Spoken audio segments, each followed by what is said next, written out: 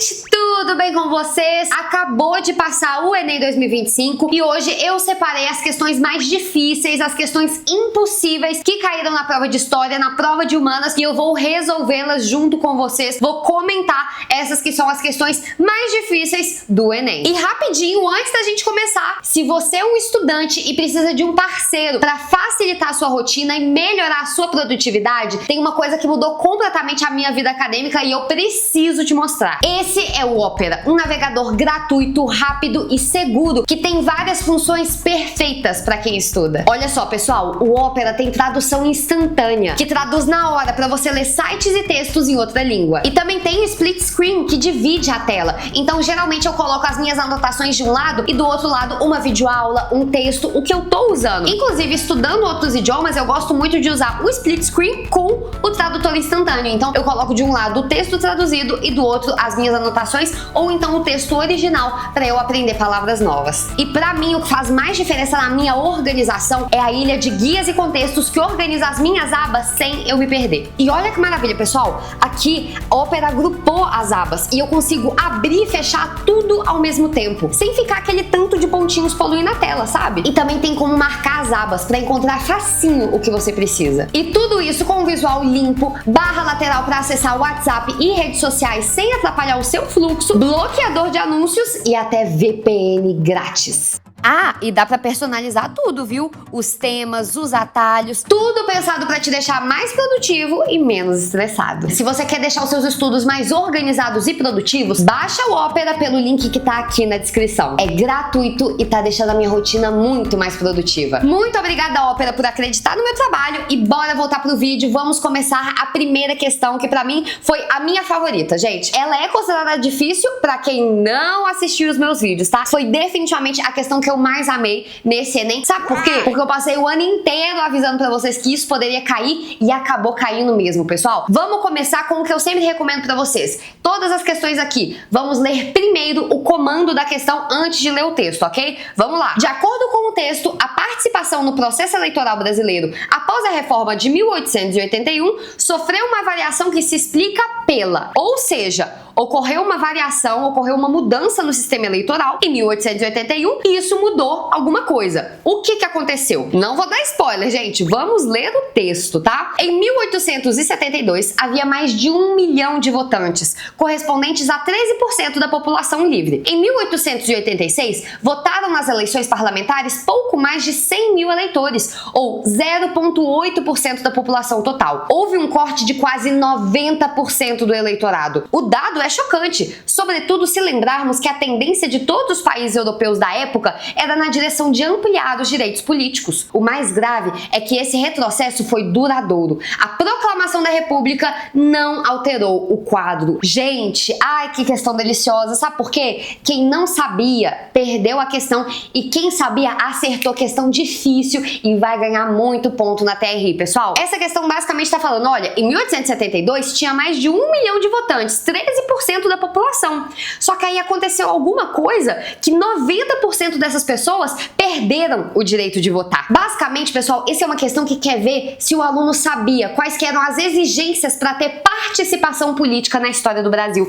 E eu já falei isso para vocês 1 milhão de vezes, então quem assistiu meus vídeos, minhas revisões, pegou na hora, pessoal. Inclusive, há um tempo atrás, eu fiz um vídeo que viralizou nas redes sociais, onde eu explicava por que esse discurso de que faculdade não serve para nada, de que a gente tem que largar os estudos, só serve para beneficiar quem é rico e deixar quem é pobre mais pobre. E eu falei exatamente desse dado. Pessoal, como que eram as condições para voto na história do Brasil? O Brasil se tornou independente em 1822. E aí a gente teve a nossa primeira lei, a nossa primeira Constituição em 1824. Nessa Constituição, o voto era censitário, ou seja, tinha um pré-requisito, o pré-requisito da renda. Então todo mundo podia votar, mas tinha que ter uma renda mínima. Então só os ricos conseguiam votar. E nesse contexto, de acordo com o autor, o Zé Murilo de Carvalho, 13% da população livre tinha o acesso a voto. Então 13% da população tinha essa renda mínima aí para votar. Só que algo mudou. O que mudou, pessoal? O que mudou, que os meus alunos sabiam, e eu espero que você tenha sabido também, o que mudou, pessoal, foi a exigência de alfabetização. Isso, pessoal, isso é uma questão fundamental, não só para o Enem, Enem, para provas de vestibular, mas pra gente ser um cidadão melhor. Por quê, gente? O Dom Pedro I e o Dom Pedro II fizeram lá na lei que só rico podia votar, colocaram lá uma renda mínima para votar. Só que depois que o Brasil virou república e principalmente depois que a escravidão acabou no Brasil,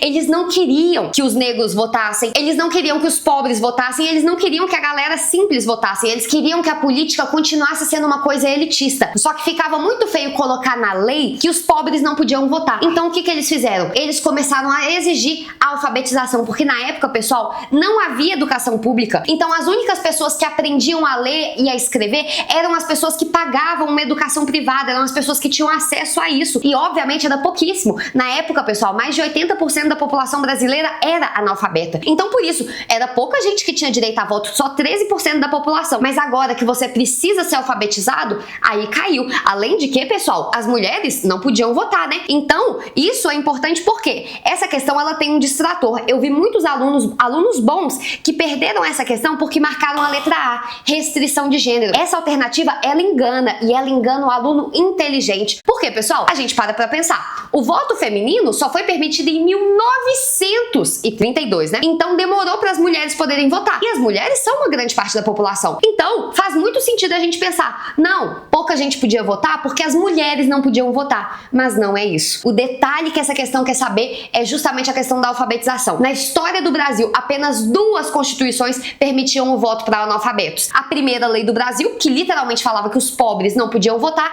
e a nossa atual Constituição de 1988. Então essa questão da alfabetização ela é muito importante. O aluno que sabe disso pegou a questão. Outro detalhe também, que muita gente não sabe, é que esse foi um dos motivos, o maior motivo pelo qual o Paulo Freire foi tão perseguido na história do Brasil. Não sei se vocês já ouviram falar do Paulo Freire, que é o patrono da educação brasileira. Ele é o maior nome de educação do mundo, pessoal. Existem matérias sobre ele na Universidade de Harvard, que é a maior do mundo. E por que o Paulo Freire foi tão revolucionário para a educação? Porque ele desenvolveu um método de alfabetização que com 40 horas de aula, um aluno, um adulto que nunca teve acesso à educação, conseguia aprender a ler e a escrever. Ele alfabetizava as pessoas mais simples, mais humildes, que moravam no sertão, que nunca tinham ido à escola na vida. E esse método se comprovou um método eficiente. Muitas, centenas de pessoas aprenderam a ler e a escrever em poucas aulas com o professor Paulo Freire. E isso foi revolucionário porque, para a lei brasileira, para você poder votar, você precisava ser um homem alfabetizado. Então, pessoal, o Paulo Freire saiu no interior ensinando os pobres, os negros a ler, e essas pessoas agora, sabendo ler e escrever, podiam tirar título de eleitor. Então a gente teve um caso que literalmente na aula inaugural do Paulo Freire, o Castelo Branco, militar que virou o primeiro presidente da ditadura, ele estava presente. E ele falou pro Paulo Freire naquela ocasião: antes eu achava que você era subversivo, agora eu tenho certeza.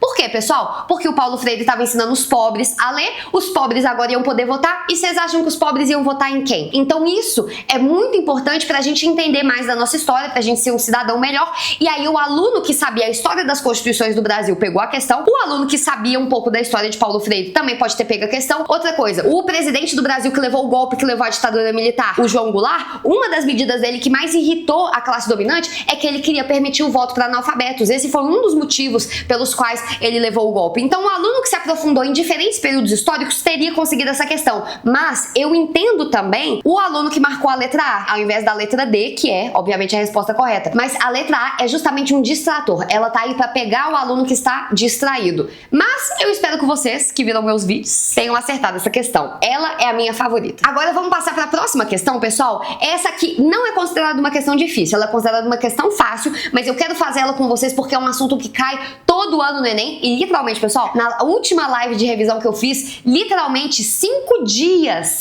antes do Enem, eu fiz uma oração. Eu fiz uma oração e profetizei ao vivo, apareceu o trecho aqui, que ia cair questão de patrimônio na prova, e caiu! E a nossa última questão que a gente vai responder agora é uma questão também de um assunto que é garantido no Enem, pessoal. Desde 2015, todo ano, sem exceção, há 10 anos, pessoal, se cair de novo, vai ser o 10º ano consecutivo que cai questão de patrimônio no Enem. Em nome de... Aqui, ó, vamos fazer uma profecia? Vamos profetizar? Em nome de Jesus, eu estou profetizando aqui agora que no Enem 2025 vai cair mais uma questão de patrimônio. E todo mundo que tá nessa live vai acertar, porque eu vou explicar agora o que é o patrimônio material e imaterial. Amém? Amém. Vamos começar pelo comando. A demolição do símbolo histórico mencionado representa, então, o texto vai falar que alguma coisa foi demolida e isso representa o quê? Vamos lá. Moradores de Berlim protestaram contra a demolição de um trecho do muro que dividiu a cidade durante quase 3 décadas. Tratado como patrimônio cultural e histórico da cidade, o East Side Gallery, repleto de grafites emblemáticos, está na mira de uma construtora que pretende levantar um condomínio de luxo às margens do rio Spree, que corta a cidade. Então, basicamente, esse texto está falando: tem uma construtora que quer derrubar um pedaço do muro de Berlim para fazer um condomínio, só que as pessoas estão protestando por causa disso. Qual que é o rolê, pessoal? Por que o muro de Berlim, apesar, né, de já ter ficado no passado essa situação, por que é importante que ele continue lá? Igual o texto fala, hoje em dia o muro de Berlim tá cheio de grafites, tá cheio de pinturas, é todo decorado. O muro de Berlim continua lá porque ele é um monumento, ele é um patrimônio, ele é uma lembrança do passado. E nem é um passado muito distante, tá, gente? O muro de Berlim caiu no final dos anos 80. Tem coisa de 40 anos, menos de 40 anos que o muro de Berlim caiu. Então é algo muito recente que nos lembra de algo tão importante da história, a Guerra Fria, e principalmente do pessoal da Alemanha, isso é uma coisa muito impactante, né? Um muro que dividiu tantas famílias e tudo mais. Então, na época, o muro foi derrubado, mas era um grande muro. Então, ainda existem pedaços que são, obviamente, né, como se fosse um museu a céu aberto. Todo mundo que for em Berlim pode e deve visitar o muro que tem lá. E por que é um problema derrubar o muro? Justamente porque a gente estaria perdendo um patrimônio tão importante que nos faz lembrar do passado, refletir, né, e construir uma sociedade melhor. Então vamos lá, essa demolição, a demolição do muro de Berlim, ela representa o quê? Letra A, violação da memória coletiva? É exatamente isso, pessoal. Já começamos com a alternativa correta. Justamente porque a Guerra Fria, a divisão da cidade de Berlim, tudo que a Alemanha passou, isso faz parte da memória coletiva. Então, destruir esse resquício mata, de certa forma, um pedacinho dessa memória, né? Viola, destrói, violenta, agride essa memória. Então, é importante que o muro continue lá. Ainda mais, pessoal, demolir um patrimônio tombado para fazer um condomínio de luxo que poucas pessoas vão poder usufruir, é um absurdo, né? O pessoal da Alemanha estava certo de protestar. Então, já é a letra A, mas vamos ver as outras. Alteração das fronteiras políticas. Isso é um distrator porque o aluno que estudou Guerra Fria sabe que o Muro de Berlim representa uma fronteira política, né? Separava a parte capitalista da parte que pertencia à União Soviética e tudo mais. Mas hoje em dia, o Muro de Berlim significa a memória daquele período e não mais essa fronteira política. Adesão à arquitetura neoclássica, nada a ver com nada, ok? Negação das influências orientais, também nada a ver com nada, ok? Não tem nada de influência oriental. E por fim, outro distrator, reorganização da mobilidade urbana. Essa alternativa faria um pouquinho mais de sentido se fosse assim: ah, eles querem demolir o Muro de Berlim pra fazer uma rodovia, pra fazer uma parada de metrô. Mas não, isso não vai mudar a mobilidade urbana. Literalmente vai fazer um condomínio onde apenas os ricos vão viver. Então é a letra A, a violação da memória coletiva. Agora, pessoal, outra questão que eu amei é uma questão sobre Era Vargas, única questão de Era Vargas que a gente teve esse ano. E aqui, questão difícil, tá? Porque não é sobre a Era Vargas em si, é sobre o segundo governo Vargas, né? Quando ele foi eleito presidente e depois tirou a própria vida. Então essa é uma parte da matéria Getúlio Vargas, muitas vezes não é o foco dos alunos.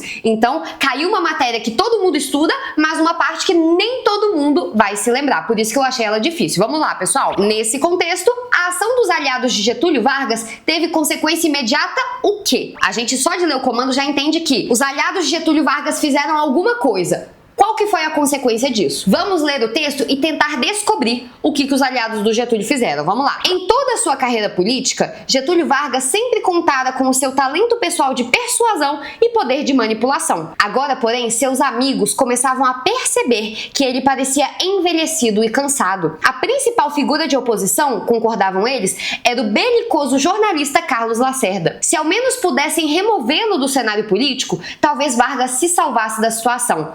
Esses seguidores decidiram tomar o assunto em suas próprias mãos com o atentado da Rua Toneleiro. Pessoal, essa questão é difícil porque nem todo mundo que estuda Era Vargas estuda o governo Vargas, nem todo mundo que estuda o governo Vargas foca nessa figura e, para acertar essa questão, tem que saber quem foi o Carlos Lacerda e o que fizeram com o Carlos Lacerda. Então, isso é difícil. Claro que quando a gente estuda o suicídio do Vargas, a gente acaba vendo o Lacerda, porque ele está diretamente ligado a isso. Mas não é todo aluno que vai se lembrar. Então, por isso que eu achei essa questão difícil. O que aconteceu foi, o maior opositor político do Getúlio Vargas era um jornalista que também se tornou político, Carlos Lacerda. Ele chegou a ser governador da Guanabara, que na época é o nome do estado do Rio de Janeiro, tá? Então, ele foi governador do Rio de Janeiro, ele foi um dos líderes do golpe da ditadura militar, ele foi uma pessoa super emblemática na vida do Vargas. E ele era um hater do Getúlio Vargas, e como ele era jornalista, ele tinha um jornal, ele falava sempre mal do Vargas no jornal dele. E aí o texto tá falando justamente que o Vargas sempre foi muito talentoso, muito persuasivo, todo mundo gostava dele, mas ele estava cansado, ele estava envelhecido, e o Carlos Lacerda tava lá falando mal do Vargas. E aí aqui, ó, fala que os amigos começaram a perceber que ele tava fraco. Se eles ao menos pudessem remover o Carlos Lacerda, ia ser melhor pro Getúlio Vargas. Então, quem estudou sabe que o que aconteceu foi que os aliados do Getúlio Vargas pensaram, nossa, vamos matar o cara, vamos matar o inimigo do Getúlio Vargas para ele deixar o Vargas em paz. Então, o segurança pessoal do Getúlio Vargas, ele foi na Rua Toneledo, né, não precisa saber disso, mas lá em Copacabana, foi na porta da casa do Carlos Lacerda e deu um tiro nele. Só que, pessoal, deu errado. O tiro não acertou totalmente o Carlos Lacerda, acertou o segurança dele, que era um major da aeronáutica. Matou o major da aeronáutica. Então o exército ficou revoltado com o Getúlio Vargas, o Carlos Lacerda sobreviveu, né, se tornou um mártir, fez toda uma propaganda mostrando, né, que ele tinha sofrido um atentado e tudo mais, e deu ruim pro Getúlio Vargas, porque como foi o segurança dele que fez o atentado, todo mundo achou que o mandante tinha sido o Vargas.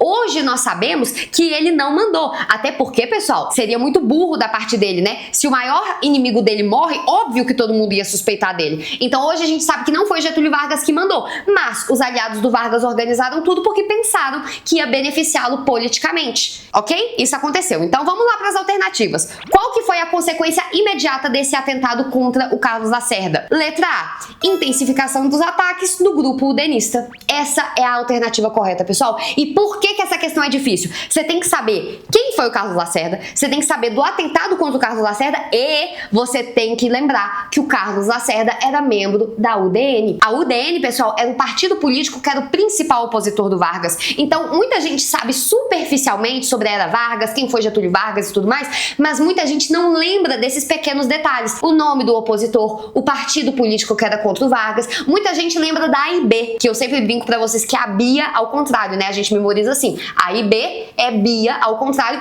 que é o partido fascista que tinha aqui no Brasil. Mas a UDN era o partido político conservador e tudo mais, que o Carlos Lacerda fazia parte. Então, a partir do momento que eles tentam cutilar o Carlos Lacerda, a UDN passou a atacar muito mais o Getúlio Vargas, o governo e tudo mais, e isso tudo vai culminar no suicídio dele. Então, essa é a alternativa correta, mas vamos ver as outras. Intervenção dos sindicatos no conflito partidário. Não teve isso, mas isso dá pra enganar um pouco, porque como o Getúlio Vargas falava muito com os trabalhadores, um aluno que não estudou essa matéria pensa, sindicato de trabalhadores às vezes tem a ver com Vargas, mas isso não tem nada a ver, ok? Mobilização da sociedade na defesa do governo. Pois bem, pessoal, isso não aconteceu. Muito pelo contrário, né? A galera ficou injuriada com o Getúlio Vargas porque o segurança dele tentou matar o cara. Só que depois que o Vargas tirou a própria vida, aí sim a sociedade tentou defender o Vargas, aí a sociedade ficou injuriada, eles tacaram fogo no prédio da UDN, que é o partido que é inimigo do Vargas, enfim, mas isso só após o Vargas morrer, não após o atentado que ocorreu contra o Carlos Lacerda. Abandono das censuras aos meios de comunicação,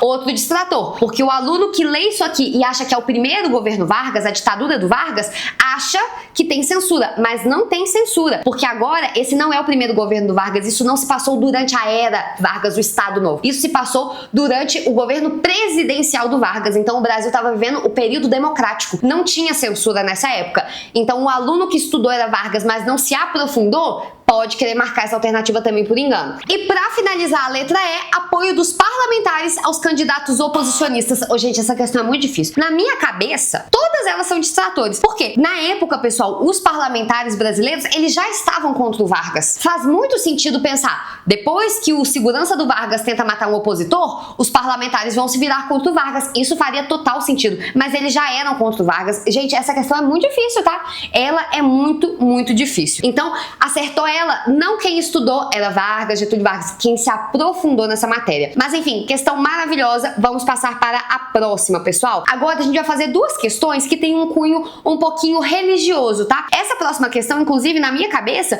ela poderia facilmente ser uma questão de sociologia e não apenas de história, ela é uma questão muito interdisciplinar. Vamos lá, pessoal. Conforme o texto, no imaginário dos fiéis cristãos do período medieval, a salvação era alcançada por meio das... Basicamente, o comando diz, para os cristãos da Idade Média, como que a pessoa alcançava a salvação, como que ia para o céu. Vamos ler o texto. A difusão pelos cônegos do ideal apostólico, bem como a influência dos eremitas e dos pregadores errantes, que na sua esteira propagavam temas evangélicos, gente, que texto difícil, né? Sangue de Jesus tem poder. Contribuíram para fazer nascer entre os fiéis o desejo de se erguerem ao nível espiritual do clero e de obterem a sua salvação, sem que, para isso, tivessem de renunciar ao seu estado. Ô, gente, que frase difícil. 1, 2, 3, 4, 5, 6 linhas de uma frase que é muito difícil de entender. E, gente, é que eu não sou muito religiosa, né? Eu não sei o que são cônegos, eremitas, pregadores errantes. Gente, essa questão, pra mim, ela é difícil, mas pode ser uma dificuldade minha, Débora, porque mesmo eu, desde a minha época de pré-vestibular, há 10 anos atrás, eu sempre tive dificuldade em filosofia, sociologia.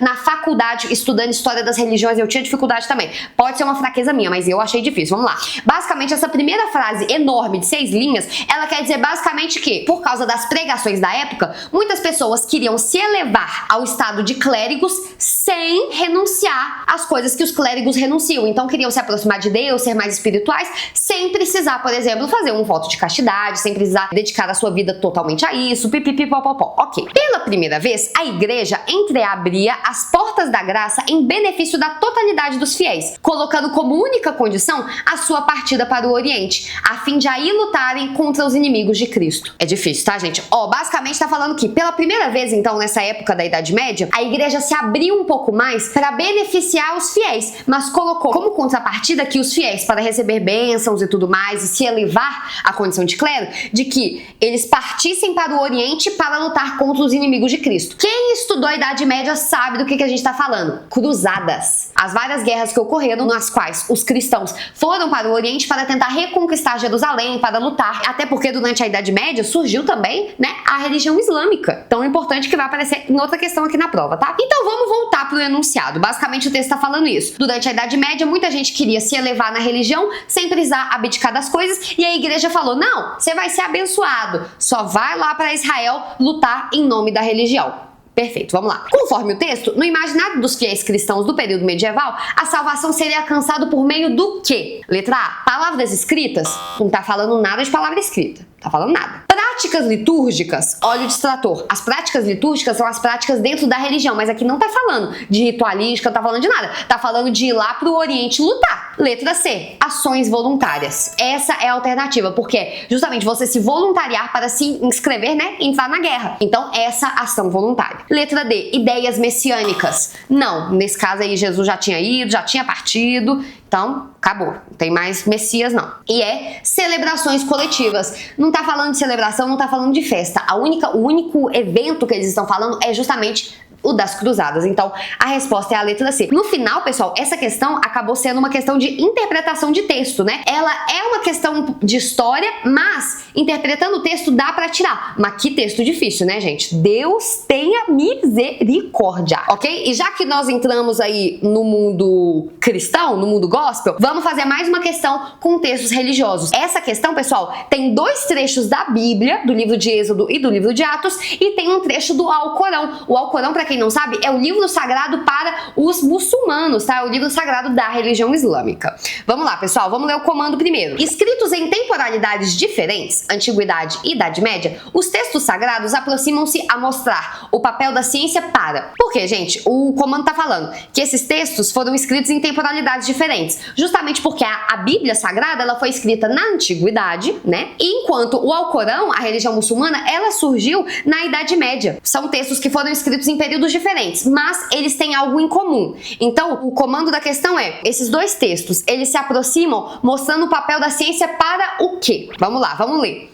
Primeiramente, Êxodo 31, 2 a 5. Eu escolhi Bezalel e lhe dei competência e habilidade para fazer todo tipo de trabalho artístico, para fazer desenhos e trabalhar em ouro, prata e bronze, para lapidar e montar pedras preciosas, para entalhar madeira e para fazer todo tipo de artesanato. Então é um texto falando aí que o Senhor, né, escolheu Bezalel e deu a ele capacidade de fazer vários trabalhos manuais ali, várias artes, várias coisinhas aí. Agora, Atos 7, 22, Moisés foi educado em toda a sabedoria dos egípcios e veio a ser poderoso em palavras e obras. O Moisés, pessoal, de acordo com a história da Bíblia, o Moisés, ele foi colocado na cestinha, né, pra ele não morrer, ele era judeu, mas ele foi pego pela esposa do faraó, foi criado no Egito como um príncipe, né? Então aqui esse trecho da Bíblia tá falando que o Moisés foi educado com toda a sabedoria dos egípcios e se tornou poderoso em palavras e obras. Ok, perfeito. Agora o trecho da Sura 102, 5 do Alcorão. Se conheceis a ciência certa, logo renunciarás à ostentação. Ou seja, quem conhece a ciência não vai ostentar. Agora, qual que é a semelhança desses textos, né? No que eles se aproximam? Letra A, emergência das universidades e escolas confessionais? Não, pessoal, as universidades elas surgiram no final da Idade Média, quase Idade Moderna, e a Bíblia foi escrita milênios antes disso. Letra B, crescimento religioso e movimentos sectários. Movimentos sectários são movimentos dissidentes dentro de uma religião. Então, por exemplo, na religião muçulmana, a gente tem os sunitas e os xiitas, né, que eles divergem um pouco entre si. Então, não está falando disso. Não está falando disso. Então, um pouco de crescimento religioso, de expandir a religião. Então, não. Letra C, avanço da intolerância e rivalidades nacionais. Não está falando de intolerância, não está falando de nação. Não tem nada a ver com nada. Letra D, preservação das tradições e rituais místicos. Esse é o distrator porque tradições, né, o primeiro texto está falando sobre fazer desenhos, trabalhos em ouro, o Moisés sendo educado na sabedoria, só que aqui, os rituais místicos, eles são característicos de religião e tal, mas tá falando do papel da ciência, o comando fala sobre o papel da ciência, então essa alternativa é um distrator, mas a resposta mesmo é a E, que é o desenvolvimento social e práticas laborais. O texto 1 está falando de práticas laborais, e o desenvolvimento social também, né? Fala que se você conhecer a ciência, você vai renunciar à ostentação e tudo mais. Eu não gostei muito dessa alternativa, tá? Na minha cabeça, essa alternativa não responde perfeitamente ao que o comando pede. Mas, por eliminação também, né? É isso aí. Essa é a resposta. Por isso que eu acho ela difícil. Agora vamos finalizar com outra questão que eu também achei difícil, tá? Inclusive recebi nos directs do Instagram muitas mensagens de pessoas tirando foto dessa questão e perguntando o que se tratava. Vamos lá. Comando.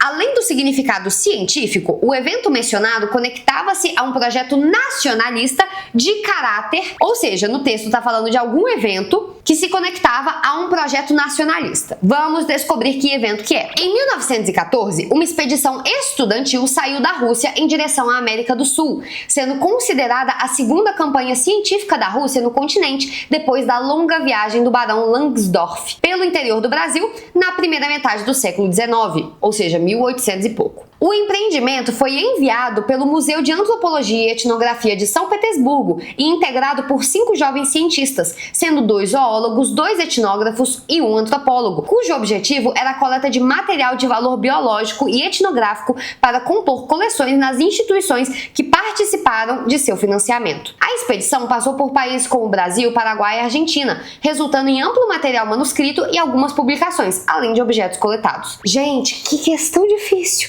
Sabe por quê? O texto é difícil. E outra, no momento que a gente lê Rússia, a gente assusta, né? Porque, gente, na grade, né, curricular da escola, a única coisa, normalmente, que a gente estuda de Rússia é a Guerra Fria, e não se trata da Guerra Fria, né? Porque isso aqui a gente tá falando em 1914, e a Revolução Russa, que... Primeiro, é uma matéria difícil, então não é todo mundo que entende a Revolução Russa. Então, às vezes, o aluno que olha pensa, meu Deus, é uma questão de Revolução Russa, eu não vou saber responder. Só que não é uma questão de Revolução Russa. Então, Débora, quando eu vi Rússia, eu fiquei, uai, que tá caindo Rússia na prova, né? É uma coisa que a gente não estuda com tanta frequência. Mas, no final das contas, pessoal, isso é basicamente uma questão de interpretação de texto e interpretação de um texto difícil, tá? O que esse texto tá dizendo, pessoal? Que em 1914 houve uma expedição de estudantes russos que vieram aqui para o Brasil para estudar. Então, eles foram ao museu em São Paulo, recolheram objetos, escreveram publicações, fizeram material. É isso, pessoal. Tá falando de uma excursão de escola que saiu lá da Rússia para vir pro Brasil, pro Paraguai, pra Argentina para estudar. Simples assim. ok? Vamos lá. Além do significado científico, o evento mencionado, a expedição dos estudantes, conectava-se a um projeto nacionalista de caráter. Qual que é o caráter? Qual que é o conceito aí dessa excursão? Eu vou confessar pra vocês, tá? Eu errei essa questão.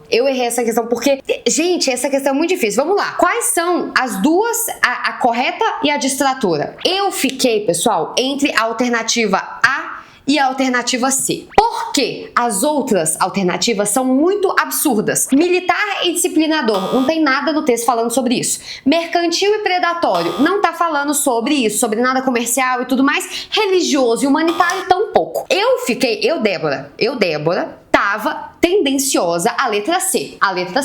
Lúdico e filantrópico, justamente porque lúdico, os alunos e tudo mais, enfim, me parece ser realmente uma coisa que eles fizeram pela ciência e tal.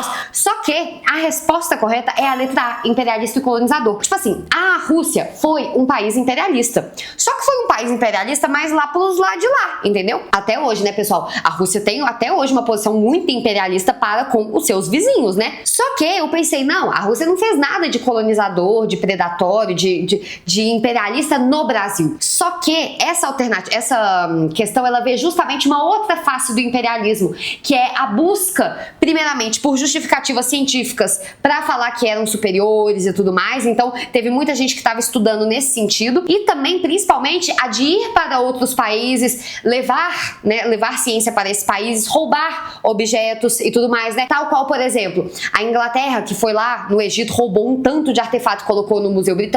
Os franceses, né, o Napoleão e os franceses que foram lá roubaram tantas coisas, dos países africanos de modo geral, da Ásia, aquela coisa toda. Então é isso, pessoal. A Rússia, nesse contexto, estava tendo uma abordagem imperialista, né, uma coisa nacionalista mesmo, né, de exaltar os russos e o seu ideal de nação. Mas, eu vou contar pra vocês, essa questão, ela causou muita intriga entre os professores. Inclusive, os professores do A Prova Total, eles responderam a letra C também. Além do significado científico, ou seja, além do científico, né, o evento mencionado conectava-se a um projeto nacionalista de caráter o quê? Imperialista e colonizador? Cara, eles não vieram colonizar o Brasil e nem fazer imperialismo no Brasil. Aliás, na América do Sul não teve nada disso na Rússia. Na verdade, nem na África. Não, né? Nem na África. Então a A não dá. A A tá errada, né? Militar e disciplinador não era militar porque deixou bem claro. Uma expedição o quê? Estudantil, né? Científica, beleza? Então, ó, jovens cientistas, tá? Então não é militar.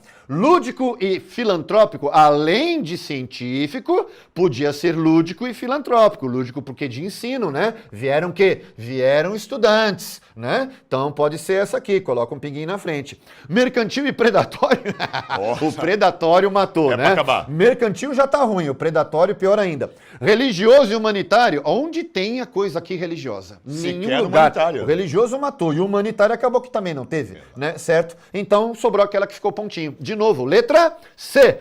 Porque, tipo assim, filantrópico não fala nada de filantropia, né? Filantropia significa justamente você fazer um ato de solidariedade. Então, por exemplo, se eu ajudo uma instituição de caridade, eu estou fazendo um ato filantrópico. No texto não tá falando muito disso, mas é algo lúdico, sim. É algo lúdico, que são alunos fazendo uma excursão estudantil. E outra, o texto, na minha opinião, o texto não me dá nada que me sugira que a Rússia está sendo predatória, está sendo imperialista, está sendo colonizadora, que eles têm qualquer objetivo escondido ao estudar aqui no Brasil, além da data 1914. E falar primeira metade do século XIX, que foi justamente o auge do imperialismo, né? 1800 e pouco. De verdade mesmo, além das datas, eu, Débora, não tiro nada que me traga, imperialismo. Mas muita gente discorda de mim, né? Tanto que essa questão causou muita controvérsia. Segue causando. Pra mim, a mais difícil do Enem. Além do significado científico, esse evento, dessa expedição mencionado, conectava-se a um projeto nacionalista de caráter. E aí a gente tem que voltar um pouquinho ali no contexto da Rússia. A expedição foi em 1914 e é muito importante a gente contextualizar o que estava acontecendo. O que estava acontecendo na Europa era aquele contexto antes da Primeira Guerra Mundial, em que o nacionalismo ele estava extremamente forte entre as potências europeias. Esse nacionalismo, essa exaltação de si, desses povos, gerava uma disputa, uma rivalidade, um querendo ser melhor que o outro, mostrar que era melhor que o outro, em vários âmbitos, econômico, militar, político e também cultural e científico, como a questão atrela. E aí é importante que esse contexto de nacionalismo, essa disputa, a gente também está falando ali do imperialismo, que consistia naquela prática de uma busca por uma maior influência, de uma dominação de outros povos. E essa dominação, esse imperialismo, ele era executado a partir daquela justificativa do darwinismo social, em que supostamente existiria uma superioridade racial de determinados povos, né? Portanto, existiriam povos inferiores e povos superiores. Portanto, a gente está falando deste contexto. E aí que a gente vai ver, portanto, essa expedição científica como uma maneira de buscar artefatos em lugares considerados exóticos e inferiores e expor esses artefatos nesse lugar considerado superior. Portanto, uma espécie de uma vitrine para o mundo, né? Para a Europa principalmente, mostrando que esse nacionalismo ali da Rússia era muito grande, que acabava sendo, digamos que, melhor que os outros estados europeus. Isso é uma prática também de uma colonização nessa imposição econômica, militar, mas também um domínio científico, um domínio cultural, que é o que a gente acompanha durante todo esse contexto, uma reafirmação de uma superioridade cultural, científica, europeia, frente aos outros povos, especialmente aqui da América, né? E como a questão traz aqui do Brasil. Beleza? Portanto, a alternativa correta é a letra A. Não sei, gente, eu queria sentar com a pessoa que fez essa questão e ouvir ela dizer, porque eu achei ela difícil. Eu, como aluna, eu erraria ela. Eu erraria ela, gente. Ai, complicado. Mas eu entendo também o rolê do imperialismo. Realmente teve isso no imperialismo, nessa pseudociência. Na época, por exemplo, pessoal, as pessoas tentavam procurar justificativas para inferiorizar os africanos. Falavam que as pessoas negras tinham um crânio diferenciado, que o sangue deles tinha compostos químicos diferentes. Aqui, ó. Um falso, uma pseudociência para justificar um preconceito. Então isso realmente, tal, né, tal. Mas... ai, gente, essa questão não me desce, não. Nossa, e ela ainda é de um assunto difícil, né? Porque quando o aluno vê Rússia, é difícil da gente pegar, porque na escola a gente só estuda Rússia pra falar de Guerra Fria e pra falar da Revolução Russa. E a Revolução Russa, que aconteceu bem pertinho daí, é uma matéria muito difícil, né? Não é todo aluno que entende direito a Revolução Russa. Então, o aluno, às vezes, só de ver uma questão sobre Rússia, às vezes já se assusta, né? Porque pensa, meu Deus, vai cair uma coisa que eu não sei direito, uma coisa que eu não estudei. Enfim, pra mim, a questão mais difícil do Enem 2025.